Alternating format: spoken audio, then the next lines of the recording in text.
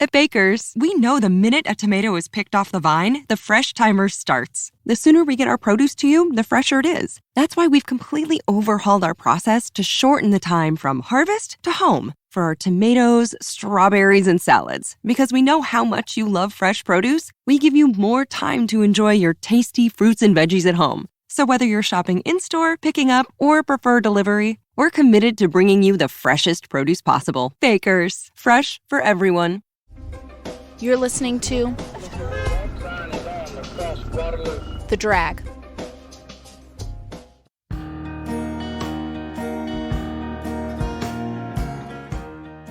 I'm Sara Kinney, and welcome back to Season 4 of Darkness. You're listening to a bonus episode.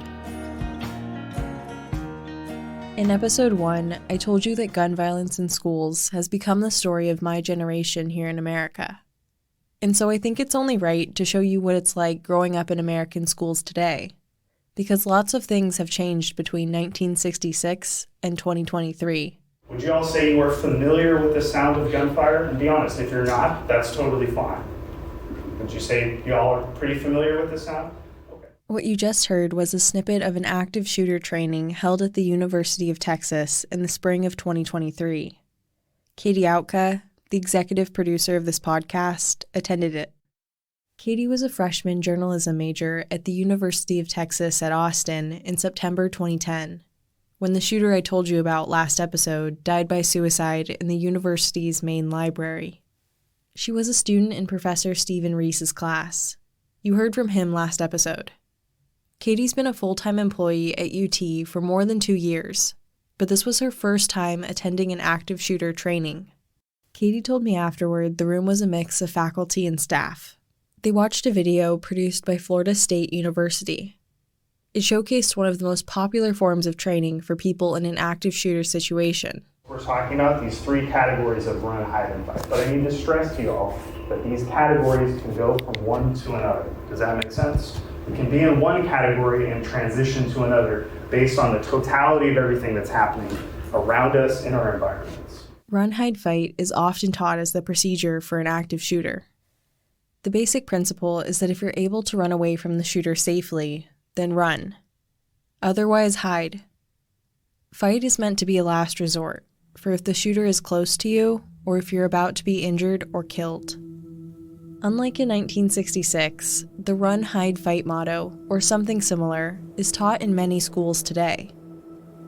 And like I said, a lot of other things have changed since then. So in this episode, you'll hear from current University of Texas students, so people who are all in their late teenage years or early 20s. Like me, they've grown up with school shootings being pretty much commonplace. If you went to school in America after Columbine and Sandy Hook happened, these stories might sound pretty similar to your own experiences. If you didn't, here's a glimpse into what it's like for many students across America. Amaya Austin is a junior journalism major here at the University of Texas.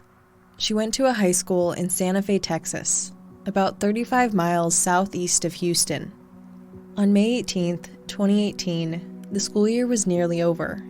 Amaya and her classmates had just a few more things to do before summer break. And on that day, Amaya was feeling anxious. I had my very first AP exam. It was AP Human Geography, and I was terrified. I mean, you take pre-APs for your entire, junior high in freshman year, and then now you're finally taking the big college AP test. Holy smokes. Her mom dropped her off at the high school and her little sister off at the nearby junior high school around 7 a.m. Since she was taking an advanced placement exam for college, she went to a lecture hall. She had to put all of her belongings at the front of the room for the test. Then she sat down and listened to the proctor share the exam instructions. The proctor needed to take a break before the test, so he asked another teacher to watch over the students as they began filling out their materials. She really had no idea what was going on. She was just instructed to make sure they don't, do anything crazy while I'm gone. And all of a sudden, the fire alarms go off. We're all sitting there just looking at each other like, this is crazy. She said they sat there for a minute while the alarm blared overhead. And I know a minute doesn't sound like a long time. This was probably the longest minute of my entire life. I've never been so confused, and just all the emotions were just whooshing past me. Amaya knew it wasn't a drill. They wouldn't do that on the day of an AP exam. She wondered if the school was on fire or if someone had accidentally set off the alarm. She said the teacher closed the doors. And then we all just stand there in silence, or sit there in silence, looking at one another okay, I guess this is just gonna, as if it were going to magically whoosh away. It was just gonna stop and we were all gonna be fine, and just the announcements would come on and say, haha, sorry guys, that was a mistake, oops. The secretary accidentally pushed a button or something, I don't know. That obviously didn't happen. Eventually the teacher decided they should evacuate.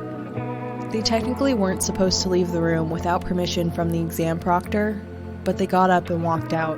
And then especially on an AP exam, the jitters that you had just moments ago are washed away because you're this is not expected. So we're kind of walking out of a school door. Amaya said the school's fire drill procedure was to walk away from the building, then turn around and face the school. And wait. So that's what they did. Other students began coming out of the school too. They were all talking and laughing, and nobody seemed overly concerned about what was going on. Then she saw her AP Human Geography teacher. He was sprinting around the outside of the school. And this big man, he was in the Marines, he's this big young guy, and he's yelling at us to move back. He gestures with his hands, pushing, I guess the air, saying, move back, move back, move back. So all of a sudden the smiles that we had on our face kind of turned uh-oh, something big is happening. Amaya and the rest of the world would later find out that a shooter killed 8 students and 2 teachers at Santa Fe High School that day. 13 others were injured.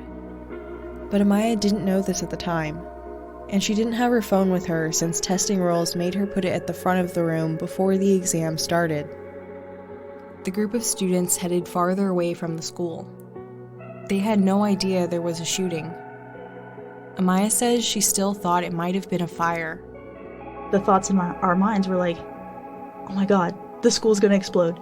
The school is actually on fire. This is, we always train for this, but the school's on big time fire. The school's going down, basically. And all I could think of, my stuff's in there. A small 2-lane highway runs through Santa Fe, a smallish Texas town with around 12,000 people living there. Santa Fe High School sits right along that highway. We were at the edge of this highway as cars are whooshing by.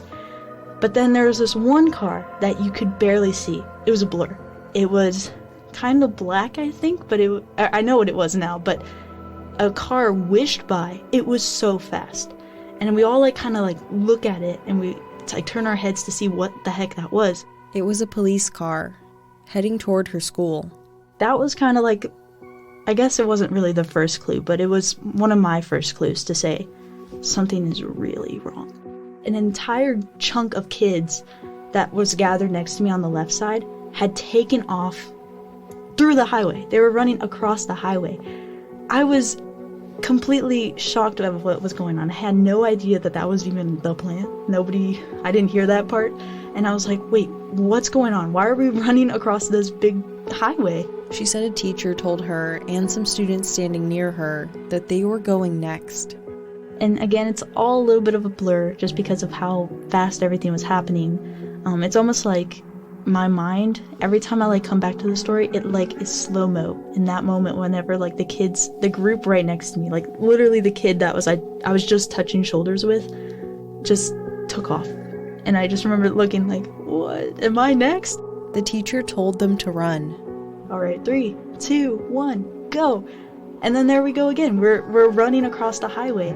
And I remember seeing the cars coming towards me, and I'm thinking, holy smokes, I wish I ran more in junior high. I don't know, I can't, what is going on? Why am I running across a highway when I should be taking an exam? While they ran across, another teacher was standing in the highway blocking traffic. She was pregnant, and she was jumping out with her arms like in a T pose and like her whole body just to protect us all. She was like trying her best to like block the cars, and of course like they were still kind of at a distance, but that was her like signal. She was acting as if she was a stop sign, and that was like her way of like trying to protect us.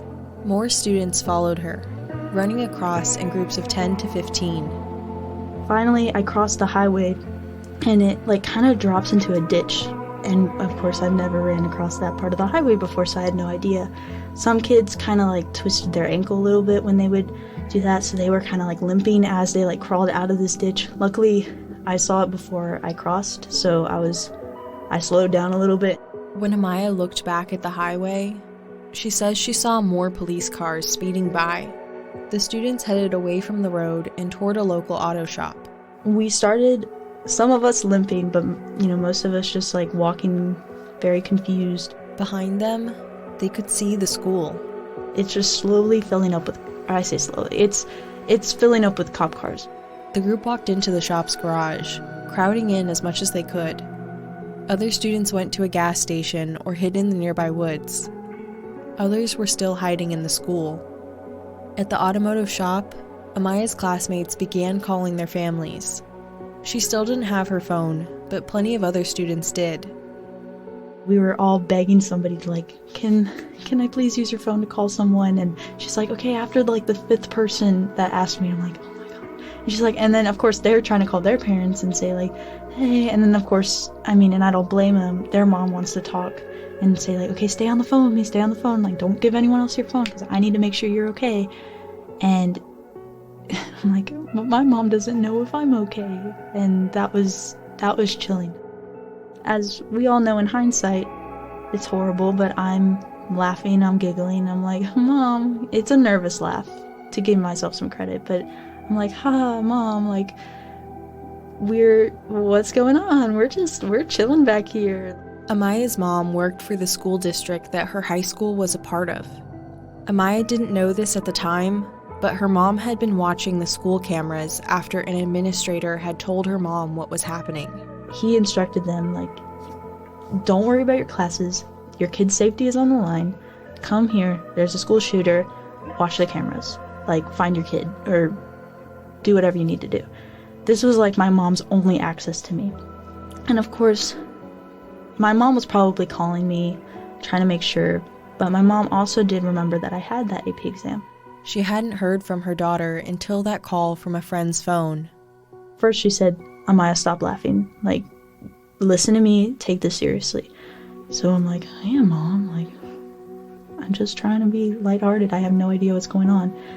And she's like, I understand, but a police officer is hurt. That was it. One of the school's police officers followed the smell of gunpowder and shattered glass to the area where the shooter was.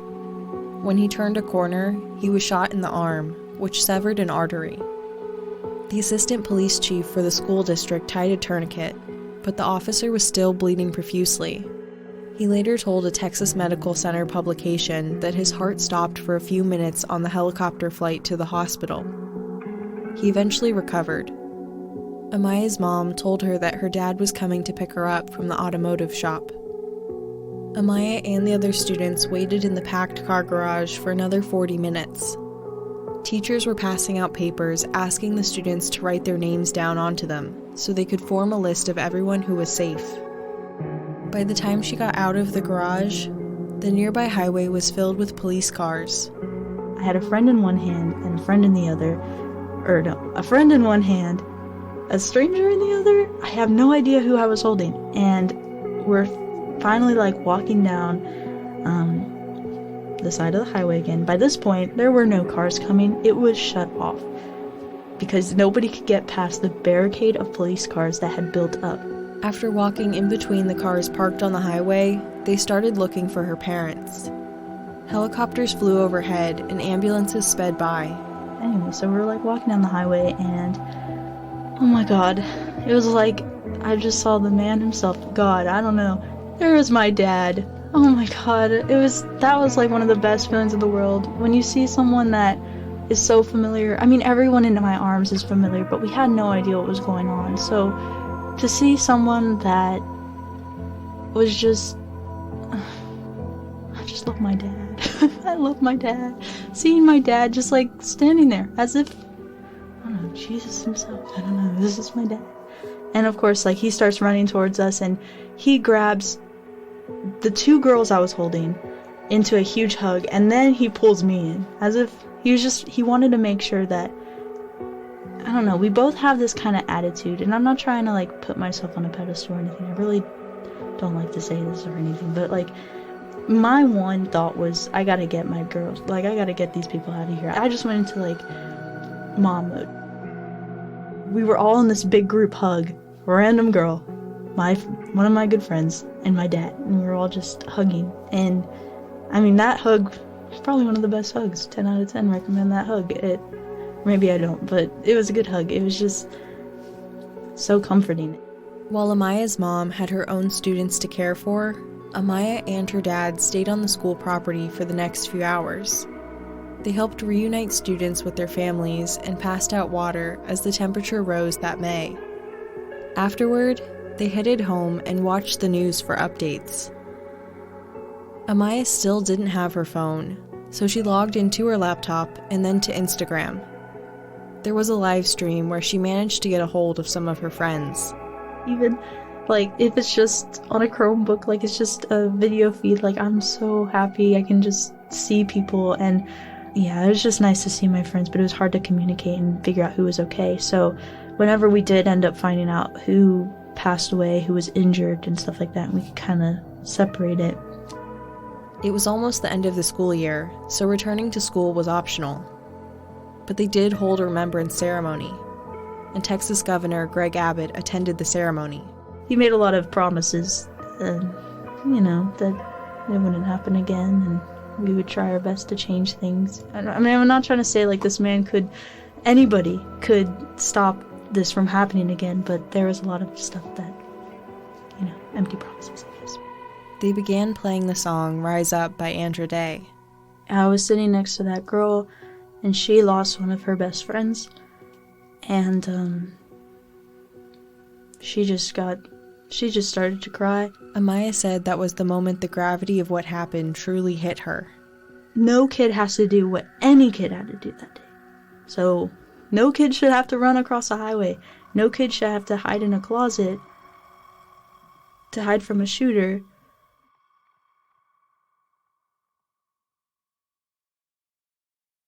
Amaya's right. No one, especially children, should have to go through this.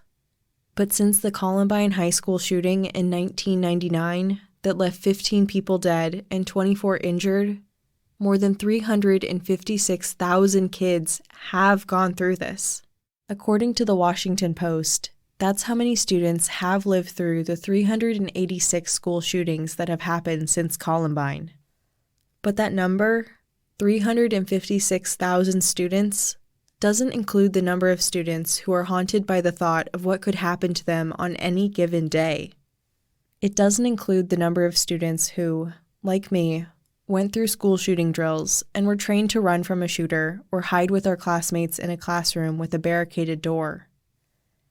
Every Town for Gun Safety, a gun violence prevention organization, reports about 95% of American public schools now have these drills. Everytown also found an increase in stress and mental health problems, including depression and anxiety, in students whose schools did these drills. They also found an increase in concerns about death. When you buy Kroger brand products, you feel like you're winning. That's because they offer proven quality at lower than low prices. In fact, we guarantee that you and your family will love how Kroger brand products taste, or you get your money back. So next time you're shopping for the family, look for delicious Kroger brand products, because they'll make you all feel like you're winning. Shop now, in-store, or online. Bakers, fresh for everyone.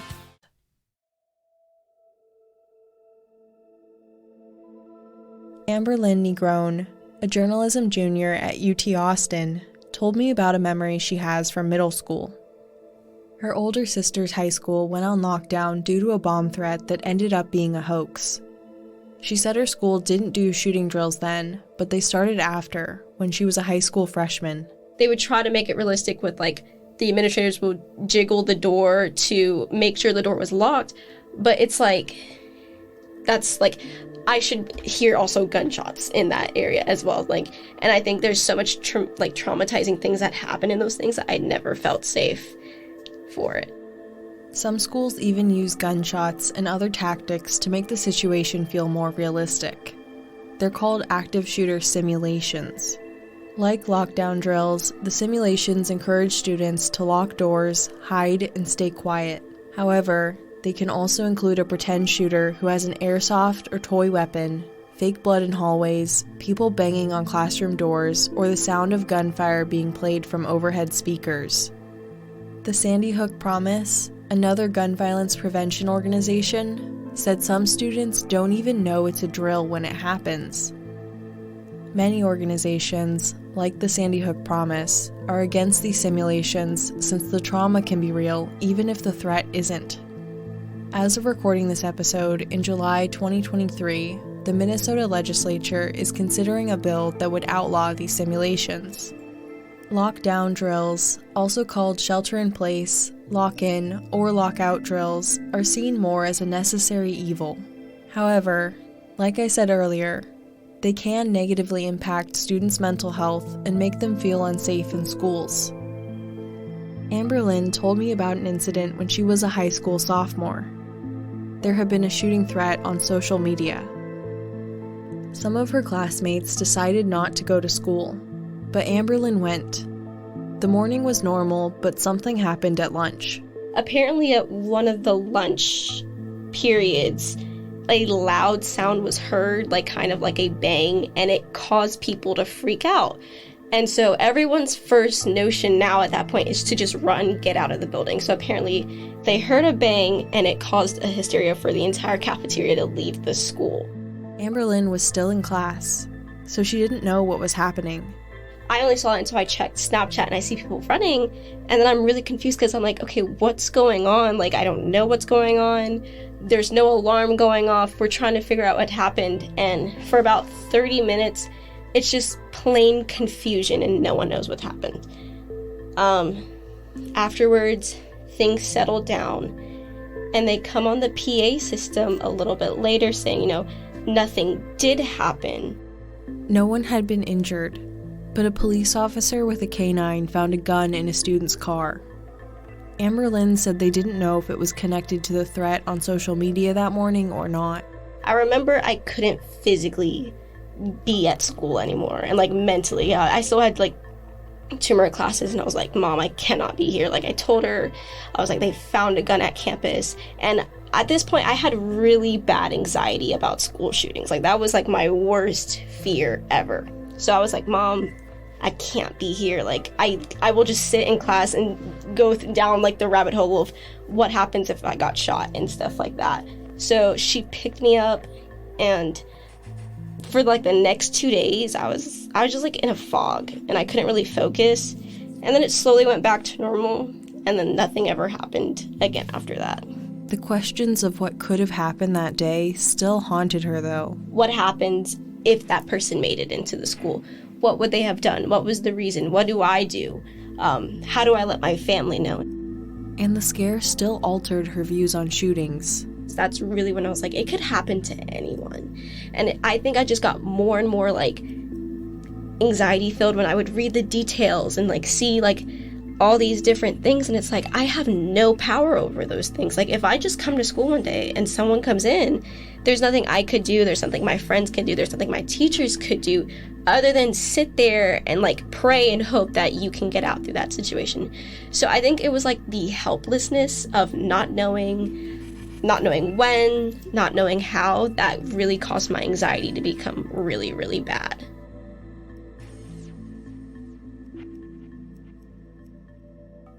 Amber Lynn's not alone. Another student, Aurora Berry, mentioned a similar incident that happened at her Central Texas high school. Aurora was a senior when I interviewed her, and she worked with me at The Drag, our audio production house on campus.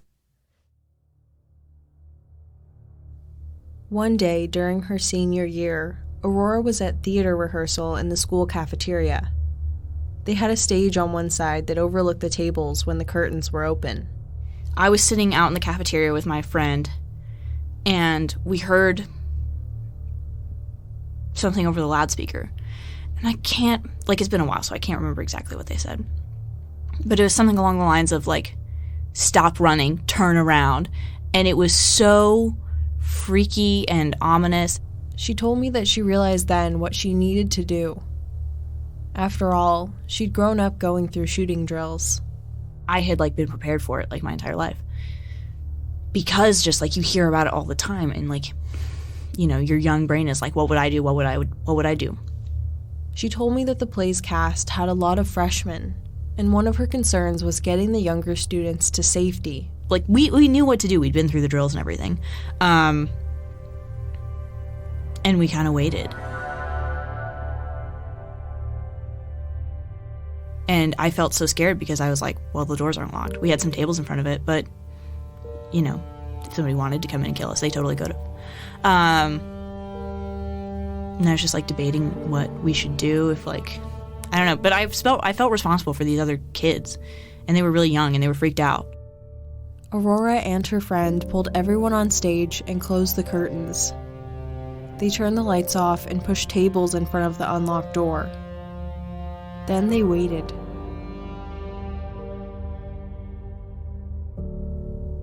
Eventually, their director came back and told them the weird messages had just been a coach trying to get a student's attention over the intercom.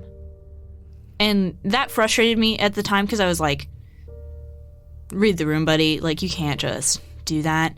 Be run. Come on. Handle your students in a different way, please. Aurora said the shooting drills at her school also felt traumatizing at times. She said people would even sometimes bang on the doors to make it feel more realistic.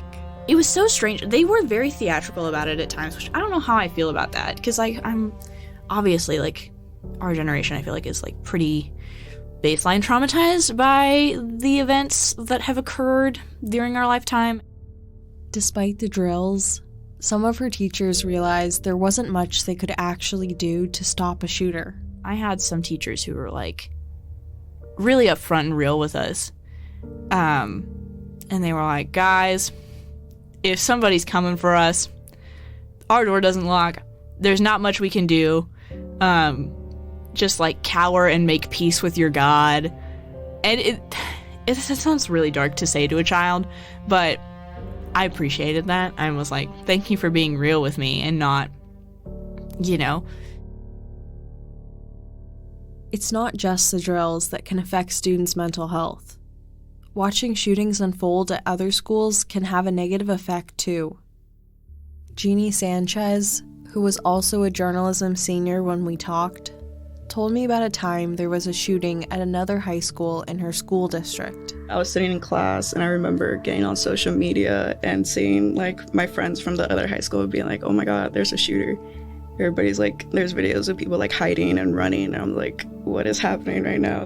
By lunch that day, she said most of her school had seen the videos.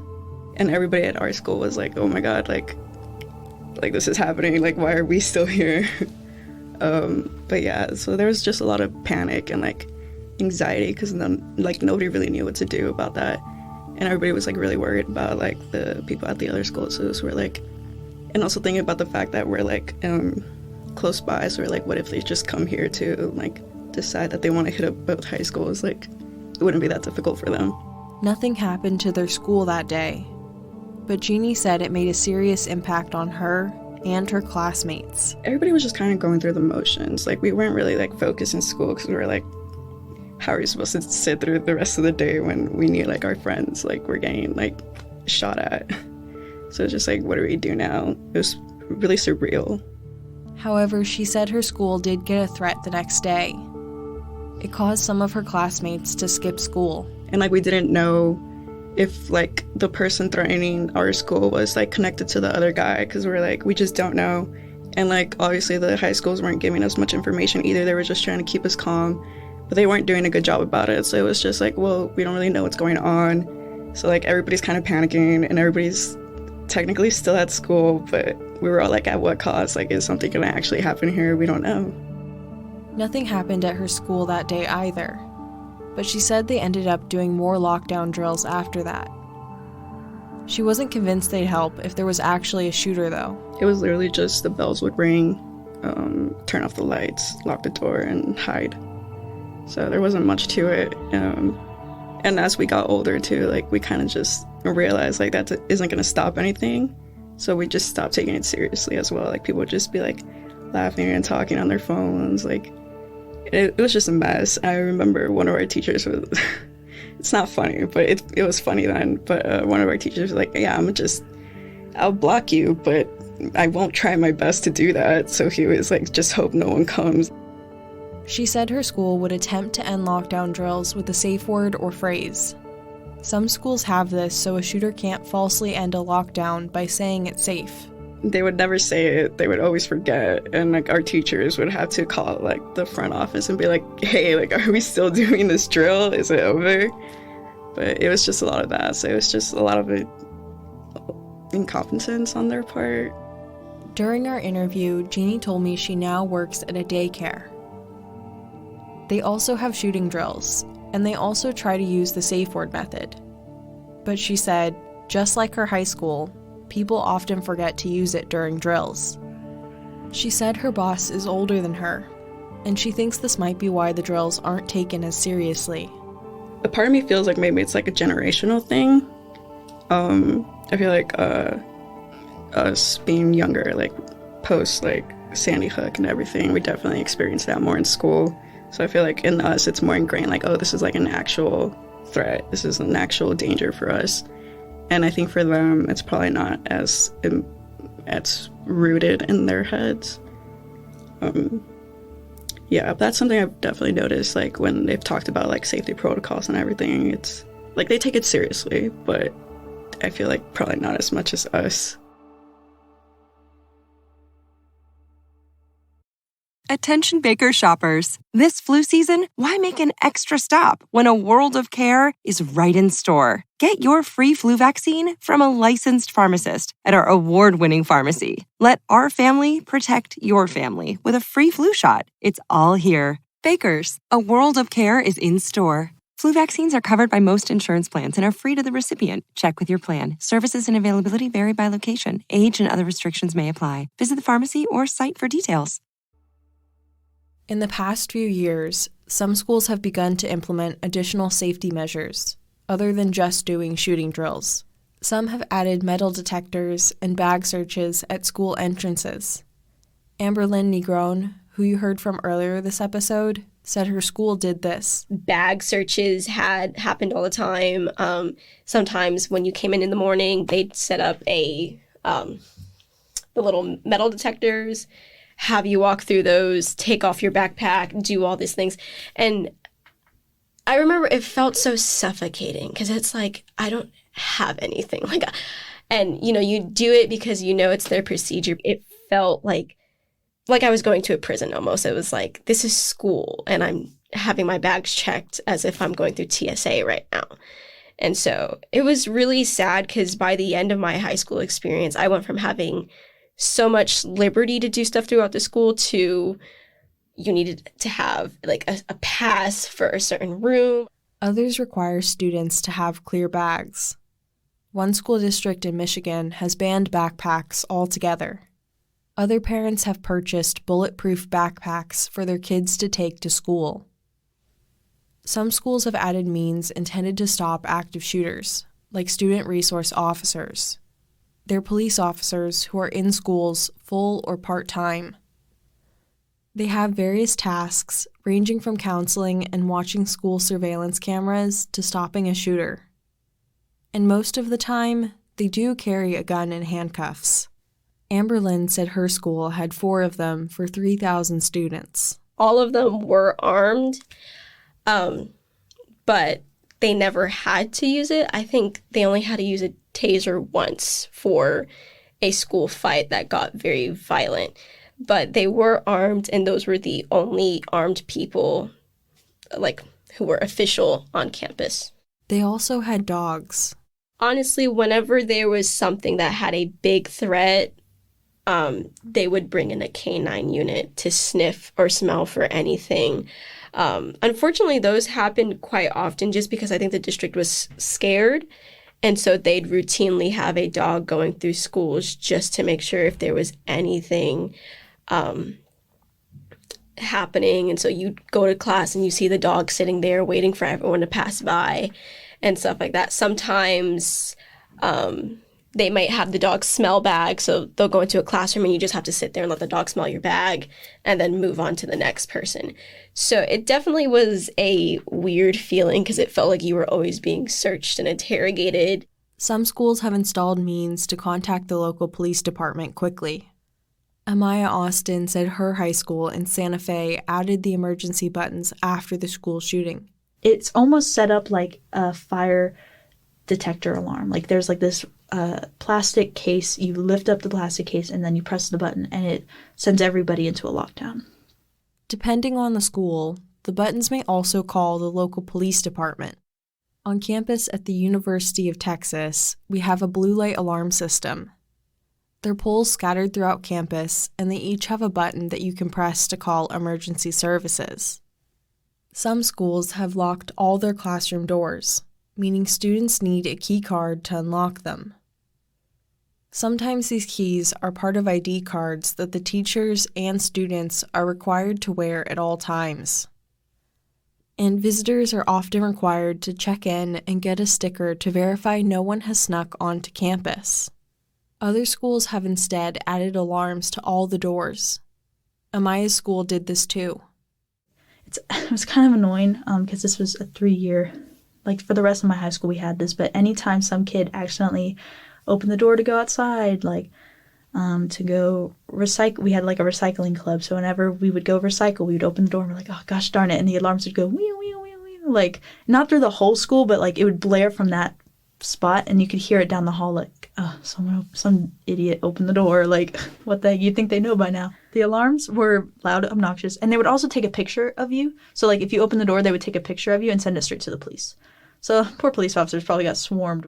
Instead of involving the police department, some administrations have opted to instead arm teachers. Certain teachers, who either volunteer or are randomly chosen, are given guns to keep within their classrooms.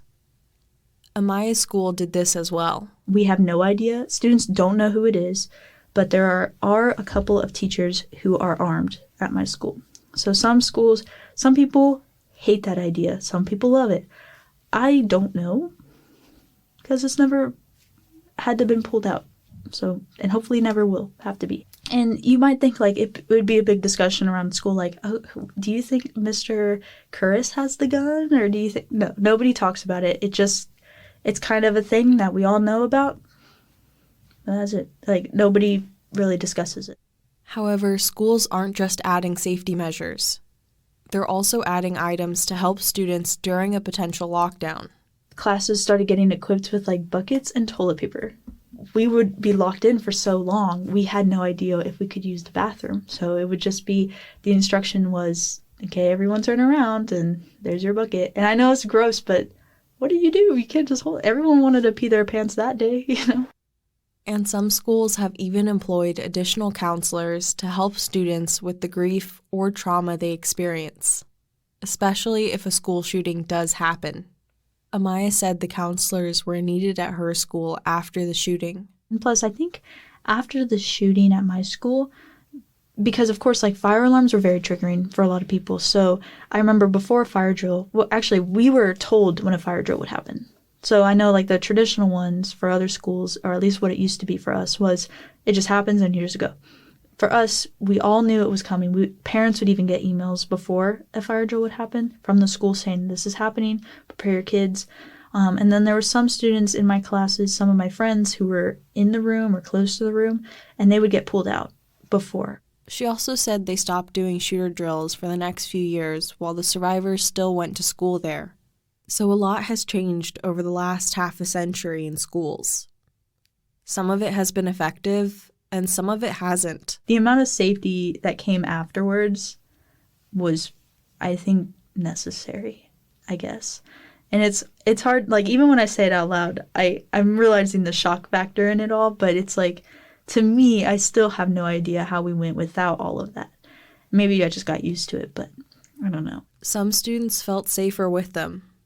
Others felt less safe. I felt safe after those procedures were instated. And like I was saying, I can't imagine a world where we didn't have them. I asked all of them if they felt safe here at the University of Texas. I feel like if I don't think about it, yes. But it's also like then I get the random alerts. They're like, oh, shooter nearby or assault nearby. And it's like, well, guess I'll avoid that area. But like that doesn't do much for me either. So it's kind of just, at this point, I just live with it, kind of ignore it. It's like, okay, it's a big campus. Even if there was someone, the fact that if it's here at Moody, it's a smaller chance and stuff like that. Funny you mention that, because you know how I was saying earlier, I can't imagine a school without metal detectors? Well, I now go to a school without metal detectors. I do feel safe on campus, knowing full well, like, anyone can walk. To the right of us is a door, or to the right of me is a door right now, and I know for a fact that someone can peer through that little tiny window, and I'm the perfect candidate for them to shoot and kill me. And I know that. I feel safe here. But that's the thing, is like, can you feel safe anywhere? Despite the safety measures, there were more school shootings in 2022 than in any other year since Columbine. So gun violence is absolutely on the rise. We have had such a huge jump over these past few years. You mentioned school shootings. They're on the rise. That's Micah Rector Brooks. They've been a part of the March for Our Lives chapter in Michigan for the past 3 years. March for Our Lives is an organization against gun violence that was started after the Marjory Stoneman Douglas High School shooting in Parkland, Florida. The organization aims to enact gun safety laws at the federal, state, and local levels in America. The group is prioritizing states that currently don't have what are often referred to as common sense laws for gun safety. Those laws include making universal background checks mandatory for gun sales. March for Our Lives also wants to raise the age to purchase a gun to 21 and require safe gun storage. They also want to ban assault weapons. Its entire purpose is for mass destruction. So these weapons aren't really used for hunting. You don't need them for self-defense. They are not useful in that situation because you have basically no control over where you're shooting. So they're basically just used to, like I said, create this mass destruction. And we see that looking at the data. We see how much damage there is when an assault weapon is used instead of a handgun, for instance. So that discrepancy and just how accessible they are in many states is a really big red flag. Some of the people I talked to in past episodes shared their ideas, including Forrest Priest, who was almost shot on the drag in 1966. It's ridiculous that people can get a hold of assault rifles. I'm sorry. That's just ridiculous. You don't need that for deer hunting. Give me a break. Something, fire off 40 rounds and you're like, ugh. You don't need that, man. I'm sorry. That's just not, we're not in a state of armed combat here. Well, we shouldn't be. You know, to drive a car, okay, to get my driver's license, I had to take a class after school, pass the written exam for that class, and then find somebody that actually had a license to go with me to the DPS office, and then the DPS officer had to get in the car with me, and we drove around. He made sure I knew how to operate the car and parallel park and all that stuff, you know. And then I had to take a written test over there. I think you should at least be able to do that much to get a gun, okay? At least some kind of test that shows you at least you have a little bit of knowledge about the thing, and then go out and show that you can actually operate the thing. Sandra Wilson, who was shot on the drag, agrees. It's just so insane that they would allow assault rifles to be sold to anybody of any age. Certainly not an 18-year-old. But, yeah, I mean, are you going to be attacked by, 100 deer or something? why would anyone need an assault rifle? I mean, I guess you use them in the Army, and that should be, I don't know, it's just insane. I don't understand why the government can't, I know they don't have the votes, but why they can't pass it.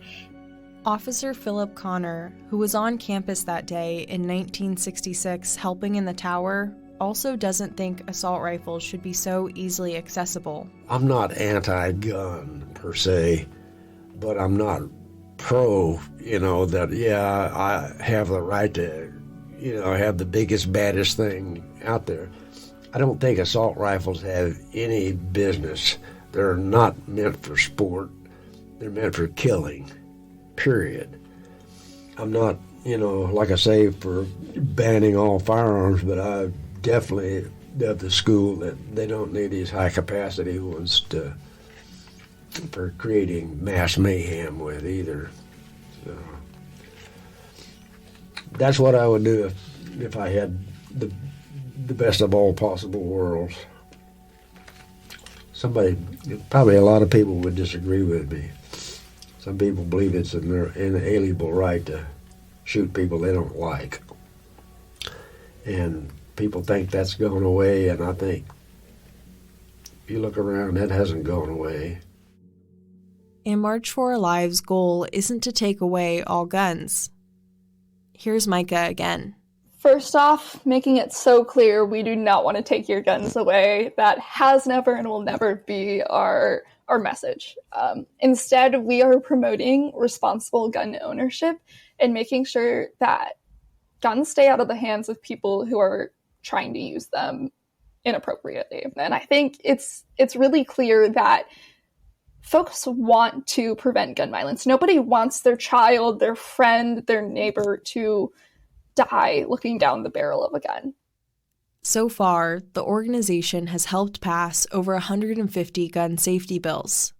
But gun violence is still on the rise in America. According to a Pew Research Center report, gun deaths increased by 23% between 2019 and 2021. Among children and teens, gun deaths increased by 50% during that same 2-year period. And in 2020, guns became the leading cause of death for those between 1 and 19 years old in the United States, according to the New England Journal of Medicine. It's worsening, and we need to make sure that we recognize that. We see that this is becoming a really widespread issue. Micah joined the organization in high school after growing up surrounded by gun violence. Growing up, I was 6 when I first had an active shooter drill where I learned how to use a desk as a shield from bullets. And that has been with me ever since. That's just been part of my reality, even though it shouldn't be. So then growing up, there were so many incidents. One time a neighbor was shot when an incident of road rage turned into murder. A classmate of mine took his life with a firearm. My black best friend feared for her life when a police officer grabbed for his gun, and so many more incidents where gun violence was just so clearly impacting lives, and especially for young people, being children. We are bearing the brunt of the gun violence epidemic, with firearms being our number one cause of death. So it's been with me for as long as I can remember, since I was 6, and it continues to impact me. Now they're a student at the University of Michigan, and gun violence continues to impact their life. As I've gotten older, I've also had more incidents that just keep on getting closer and closer to me. So last year I was a freshman, and the Oxford High School shooting happened on November 30th, 2021. So that town is about less than an hour away from where I live, and I knew people who went there. So that was a really impactful moment, just to have gun violence. You can see the headlines, you can hear these stories, but when it's actually at your front door, it's totally different. You can't ignore it. Even for me, I worked in gun violence already, but I could always have that kind of barrier to protect myself from the emotions of having to deal with gun violence. So intimately. And that was the day that I couldn't anymore. And that was a year ago, over a year ago, about probably a year and a half at this point. And then just a couple months ago, at our rivalry school, Michigan State University, there was another mass shooting. And my high school, practically a weeder school into MSU, I knew so many childhood friends who went there. So many people I worked with already, a lot of like March for Our Lives people that already existed at MSU. After the Oxford and MSU tragedies, March for Our Lives pushed for better gun control laws in Michigan. We elected a gun safety majority trifecta, which was the youth who did that. Like, just truthfully, it was us. It shows in the polling, it shows in the data that young people were the tipping point.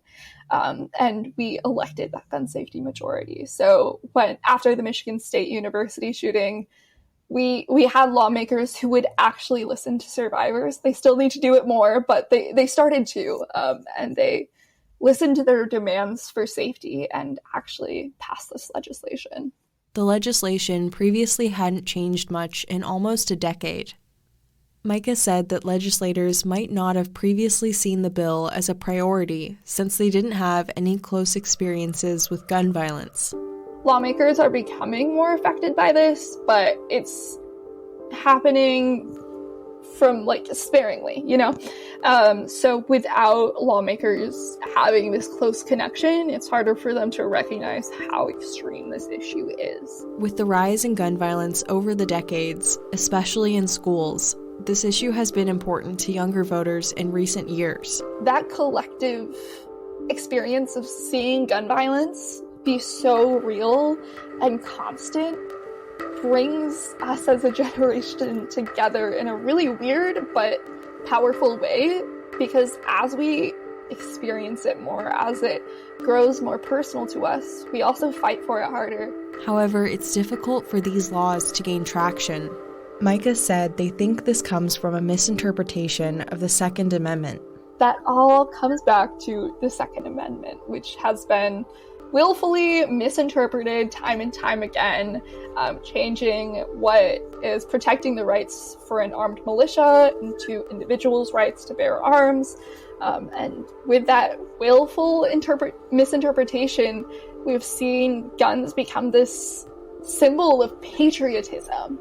It's only a real American has guns, has a shooting range out back, that's their pastime, that's part of their DNA. That's the kind of rhetoric, the messaging that I'm sure you heard growing up, I sure did. We need our lawmakers to listen to their constituents. They're supposed to represent us, but oftentimes they move beyond listening and just go to where the money is, and it is oftentimes with the gun lobby, and prioritize their votes and their action on that money instead. As of July 2023, when I'm recording this episode, the Texas legislature is still in session. And there's one bill that did just pass regarding school safety, House Bill 3. It's effective as of September 1st. It requires schools to have plans in case of an active shooter as well as to run drills. The Texas School Safety Center will inspect schools every 5 years to ensure they are up to code in terms of safety. A 2020 audit of school districts in Texas reported that about 60% of school districts didn't have a response plan for an active shooter, and another almost 20% had a policy that was deemed insufficient. The bill also mandates every district employee who interacts with the students to complete a mental health training, which would allow them to identify and support students who, quote, may pose a threat to school safety. It also requires schools to have at least one armed security officer on campus during school hours. The district's Board of Trustees is responsible for determining if a school needs more than one. If schools can't find the funds or someone qualified to meet this requirement, they can ask for an exemption and instead designate a person to act in place of the hired officer. The designated person would then have to complete a training for school safety and carry a handgun. There are other school safety bills that have come up during this Texas legislative session, such as Texas Senate Bill 838, which went into effect in May 2023. It requires Texas schools to have silent panic buttons in every classroom by the start of the school year in 2025. Texas Senate Bill 763 also passed recently, and it has mixed reviews. It allows schools to hire volunteer chaplains to serve as counselors for students. Those in favor of the bill say the chaplains could be mentors for students and help them handle issues relating to mental health, drugs, and violence in schools. Those against it are worried about evangelizing and about the volunteers hired. The chaplains aren't required to be licensed, and according to the Texas Tribune, some worry that these volunteers, who also aren't trained in mental health counseling either, may make these struggles worse for students. One proposed amendment to the bill would have required students to get parental consent in order to interact with these volunteers. Another would have required chaplains to be licensed, which is a requirement for chaplains working for prisons or for the military. However, both of these proposed amendments failed. But bills specific to the sale of guns or their handling are either missing or don't progress very far. House Bill 2744, which would raise the age someone could buy a semi-automatic weapon from 18 to 21, wasn't added to the House's calendar for consideration, meaning it can't be passed this session. It was adamantly supported by the parents of students at Robb Elementary School in Uvalde, Texas, where 19 students and 2 teachers were killed in May of 2022. The Texas Tribune reported that the parents protested outside the chamber of the Texas House of Representatives as they considered the bill. House Bill 236, which would require those selling guns to run a background check on the purchaser, was also abandoned. In Texas, there is currently no law requiring background checks for gun sales. The same thing also happened to House Bill 4472, which would require schools to send parents and guardians of students information on safe gun storage. Micah said they're hopeful that as more young people become politically active, they'll bring change. So, as young people, though, I will talk about how we are aging, we are coming into our political power, and as we age, we see that increased youth voter turnout, but also we're going to take their jobs. Put simply, we will be taking their jobs. They mentioned Maxwell Frost on a national level. He was the national organizing director for March for Our Lives and is now the first Gen Z member of Congress. We're seeing it already. We're just at that point where we're eligible to be elected officials. So as more young people age into that group, we're going to take over their jobs. And that's what it honestly might take. If they're not going to listen to us, then we will be running against them and pushing for it within the walls of Congress ourselves.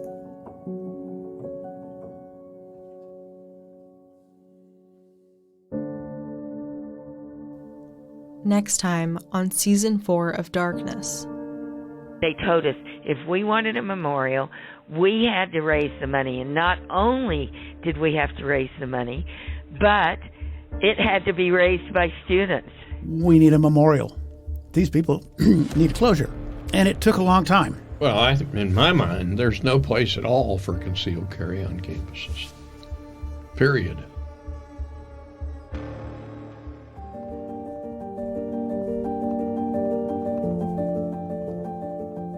This season of Darkness is reported, written, and hosted by me, Sara Kinney. Heather Stewart is this season's producer, sound designer, and editor. Katie Penchikautka and Robert Quigley are the executive producers. This podcast is presented by the Drag Audio Production House, which is part of Texas Student Media at the University of Texas at Austin's Moody College of Communication. The associate producers are Jade Emerson, Liv Gamble, Cameron Greiser, Mackenzie Matwick, Ashley Miznazi, Marissa Green, MJ Tilton, Guido Palufo, Liam Quigley, Aurora Berry, and Jeannie Sanchez. The cover art was created by Alexa Georgelos.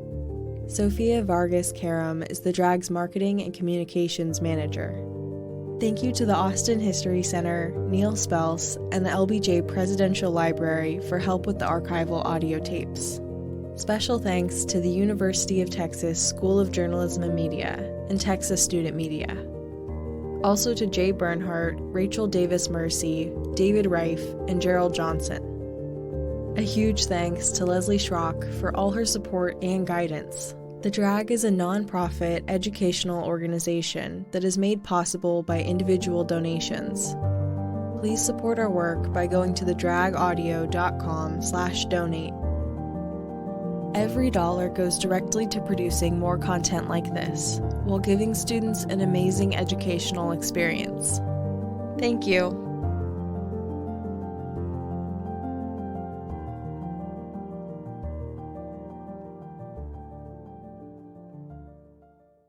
With US Cellular, it's just $29.99 per line for 1, 2, or 3 lines. So you don't need that robot daughter you built to get a 4th line for family plan pricing. Oh, Robe Elizabeth? She's not gonna like that. The robots will prevail. Oh boy. Get the low rate of $29.99 per line. US Cellular, built for us. Terms apply. Visit uscellular.com for details. We value human connection with fewer distractions. U.S. Cellular, built for us. Visit your U.S. Cellular authorized agent, Cellular Advantage, located at 918 Locust Street in Glenwood. When you buy Kroger brand products, you feel like you're winning. That's because they offer proven quality at lower than low prices. In fact, we guarantee that you and your family will love how Kroger brand products taste, or you get your money back. So next time you're shopping for the family, look for delicious Kroger brand products, because they'll make you all feel like you're winning. Shop now, in-store, or online. Bakers, fresh for everyone.